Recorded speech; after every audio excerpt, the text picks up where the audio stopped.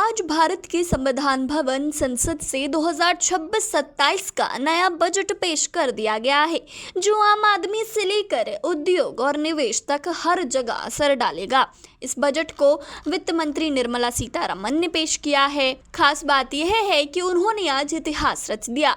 लगातार 9वीं बार बजट पेश करके उन्होंने देश की सबसे लंबे समय तक बजट पेश करने वाली वित्त मंत्री बनने का रिकॉर्ड भी बना दिया। तालियां सिर्फ संसद में नहीं, इतिहास में भी गूंज रही हैं। आज का बजट सिर्फ आंकड़ों का खेल नहीं है, ये बजट है गति, रोजगार, निवेश और आत्मनिर्भर भारत की पूरी कहानी। सरकार ने इस साल साफ संदेश दिया है, देश को चलाना है तो सबसे पहले इंफ्रास्ट्रक्चर को दौड़ाना होगा। इसलिए सड़कों, railway, expressway, metro, high speed rail और शहरी विकास पर भारी निवेश किया गया है। इसका सीधा मतलब है काम बढ़ेगा, कंपनियां आएंगी और रोजगार जमीन पर पैदा होगा। बजट में सरकार ने मैन्युफैक्चरिंग सेक्टर को खास तवज्जो दी है।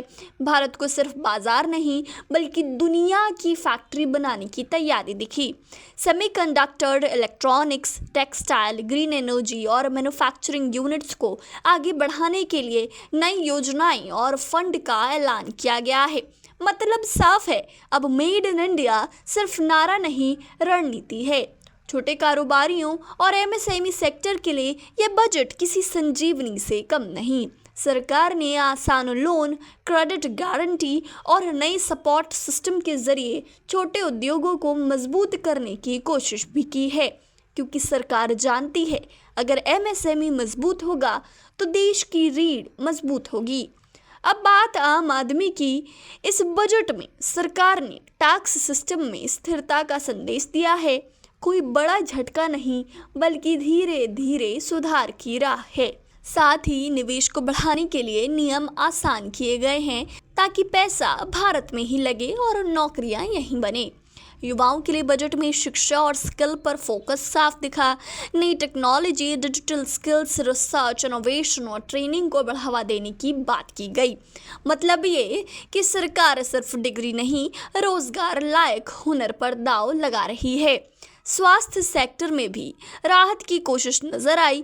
इलाज को सस्ता करने, मेडिकल इंफ्रास्ट्रक्चर को मजबूत करने और ज़रूरी दवाओं की पहुंच बढ़ाने पर जोर दिया गया, क्योंकि सरकार समझती है अगर नागरिक स्वस्थ नहीं तो विकास अधूरा है। कुल मिलाकर ये बजट ना तो हवाई है, ना ही सिर्फ चुनावी भाषण। ये बजट है लंबी रेस की तैयारी, जहां सरकार ने साफ कर दिया है कि विकास, रोजगार और आत्मनिर्भरता तीनों साथ चलेंगे। अब बात करते हैं उस पहल की जो इस बजट की आत्मा कही जा सकती है, रिफॉर्म एक्सप्रेस। सरकार ने इस बजट के जरिए साफ कहा कि अब सुधार रुकेंगे नहीं। रिफॉर्म एक्सप्रेस का मतलब है तेज फैसले, सरल नियम, कम कागजी कार्रवाई और बिजनेस करने में आसानी। लैंड, लेबर, लॉजिस्टिक्स और निवेश से जुड़े सुधारों को एक साथ आगे बढ़ाने की रणनीति इस बजट में झलकती है। यानी भारत अब सुधारों की पैसेंजर नहीं बल्कि ड्राइवर सीट पर बैठ चुका है। रिफॉर्म एक्सप्रेस का सीधा असर आने वाले महीनों में दिखाई देगा। निवेश बढ़ेगा, प्रोजेक्ट तेज होंगे और आर्थिक फैसलों में देरी कम होगी। यह संकेत है कि सरकार अब सोचेंगी नहीं बल्कि सीधे करेंगे। और इसी के साथ यह साफ हो जाता है कि ये बजट सिर्फ एक साल का हिसाब नहीं बल्कि भारत की लंबी दौड़ की तैयारी है। अब एक और ज़रूरी बात यह है कि विपक्ष का कहना है कि सरकार ने बजट में बड़े बड़े दावे तो किए लेकिन आम आदमी की जेब को सीधी राहत नहीं दी है। कांग्रेस और अन्य विपक्षी दलों ने आरोप लगाया है कि यह बजट ज़्यादातर कॉरपोरेटिव और बड़े उद्योगों के पक्ष में झुका हुआ नजर आता है, जबकि महंगाई, बेरोजगारी और आम लोगों की रोजमर्रा की परेशानियों पर ठोस समाधान नहीं दिखता। विपक्ष का यह भी कहना है कि सरकार इंफ्रास्ट्रक्चर और निवेश की बात तो कर रही है, लेकिन नौकरी कब और कितनी मिलेगी? किसान की आमदनी कैसे बढ़ेगी? मिडिल क्लास को टैक्स में क्या सीधा फायदा मिलेगा? इन सवालों के जवाब बजट में साफ नहीं हैं।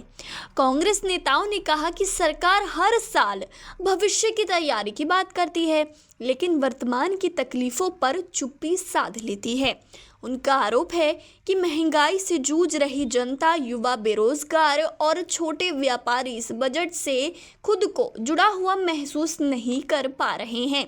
कुछ विपक्षी दलों ने रिफॉर्म एक्सप्रेस पर सवाल उठाए। उनका कहना है कि रिफॉर्म के नाम पर फैसले तेज तो किए जा रहे हैं, लेकिन जमीनी स्तर पर उसका फायदा आम आदमी तक कब पहुंचेगा, इस पर सरकार जवाब नहीं दे रही है। मिला जुला कर ये बजट आंकड़ों में मजबूत है, लेकिन जनता की जेब के मामले में कमजोर भी दिख रहा है। विपक्ष इसे विजन वाला बजट नहीं बल्कि प्रेजेंटेशन वाला बजट बता रहा है। अब यही वजह है कि संसद के बाहर और सोशल मीडिया पर बजट को लेकर बहस और सियासत दोनों तेज हो गई है। आप देख लेते सत्तारूढ़ दल के सदस्यों के चेहरे, वो बयान कर रहे हैं कि इससे ज्यादा निराशाजनक, हतोत्साहित करने वाला, धोखा देने वाला कोई दूसरा बजट हो नहीं सकता। उनके 9 बजटों का सबसे निराशाजनक बजट था।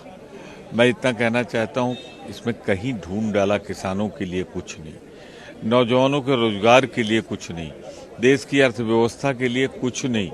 कुल मिलाकर अगर आप देखें तो इसमें एक ऐसा झुंझुना है जिसमें आवाज भी नहीं। खाली डब्बा है बजट, बजट में कुछ नहीं है, खाली डब्बा है सिर्फ, इसके अलावा कुछ भी नहीं है। बजट के अंदर एक्सपोर्ट को राहत मिलनी चाहिए थी, एक्सपोर्टर्स को कोई राहत नहीं है। बजट के अंदर किसान की बात कहीं नहीं है, कोई किसान की बात नहीं है। बजट के अंदर किसी भी तरह का जो नुकसान अमेरिका के एक्सपोर्ट कर रहे थे एक्सपोर्टर्स, उनको हुआ है, उनको किसी तरह की कोई राहत की बात नहीं है। तो बजट खाली डब्बा है। पहले हम सोच रहे थे कि डब्बे में कुछ पुराना माल रख देंगे, इन्होंने तो पुराना भी निकाल लिया, अब तो कुछ है ही नहीं उसमें। आज गुरु रविदास जी महाराज की जयंती है। बजट को गुरु रविदास के नाम से शुरू किया, लेकिन बजट में उसके लिए कुछ नहीं रखा। कोई ऐसी बात नहीं की बजट में कि उसके नाम से कोई, उन्होंने नाम के कोई स्कीम लाए हो, कोई यूनिवर्सिटी लगाए हो, कुछ भी नहीं। तो एक तो हमारा ये ऑब्जेक्शन है। दूसरा, इस बजट में किसानों के लिए कुछ नहीं है, मजदूर के लिए कुछ नहीं है, गरीब के लिए कुछ नहीं है, पंजाब के लिए कुछ नहीं है। निर्मला सीतारमन का यह 9वां बजट रिकॉर्ड के साथ साथ रिफॉर्म, रफ्तार और भरोसे का संदेश देता है। अब सवाल आपसे है, क्या ये बजट वाकई भारत को नई ऊंचाई पर ले जाएगा?